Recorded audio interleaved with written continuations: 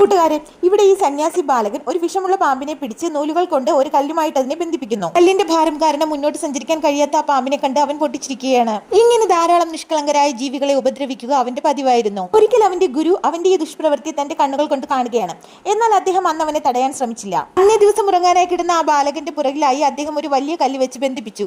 ഉണർന്നെണീറ്റ് ആ ബാലകന് കല്ലിന്റെ ഭാരം കാരണം അനങ്ങുവാനോ സഞ്ചരിക്കുവാനോ സാധിക്കുന്നുണ്ടായിരുന്നില്ല. അതുകൊണ്ട് തന്നെ അവൻ തന്റെ ഗുരുവിനോട് ആ ഭാരമുള്ള കല്ല് തന്റെ ശരീരത്തിൽ നിന്നും അയച്ചു തരാൻ ആവശ്യപ്പെടുകയാണ്. എന്നാൽ അദ്ദേഹം പറഞ്ഞത്, നീ ഏതൊക്കെ ജീവികളെയാണോ കല്ലുമായി ബന്ധിപ്പിച്ചത് ആദ്യം അവയെല്ലാം സ്വതന്ത്രമാക്കൂ. അതിനുശേഷം മാത്രമേ നിന്നെ ഞാൻ ഈ ഭാരത്തിൽ നിന്നും മോചിപ്പിക്കുകയുള്ളൂ. കേട്ട് ആ കുട്ടി മറ്റു മാർഗങ്ങളൊന്നുമില്ലാതെ താൻ പീഡിപ്പിച്ച മൃഗങ്ങളെ രക്ഷിക്കുന്നതിനായിട്ട് അവിടെ നിന്നും യാത്രയാകുന്നു. എന്നാൽ പാമ്പിനെ ഉപേക്ഷിച്ച സ്ഥലത്തെത്തി അവൻ കാണുന്നത് മരണപ്പെട്ട് കിടക്കുന്ന ആ പാമ്പിനെയാണ്. ഈ കാഴ്ച അവനിൽ വളരെയധികം വേദന ഉളവാക്കി. കാരണം അവൻ ഒരിക്കലും ഇങ്ങനെ സംഭവിക്കുമെന്ന് കരുതിയിരുന്നില്ല. തന്റെ ചെറിയൊരു തമാശ ഒരു ജീവിയുടെ പ്രാണനെടുത്തു എന്ന് മനസ്സിലാക്കി അവൻ പൊട്ടിക്കരയുകയാണ്. ചില തമാശകൾ അങ്ങനെയാണ്. കൈവിട്ട കളിയാണെന്ന് നാം തിരിച്ചറിയുമ്പോഴേക്കും എല്ലാം നമ്മുടെ കയ്യിൽ നിന്നും നഷ്ടപ്പെട്ടിട്ടുണ്ടാകും.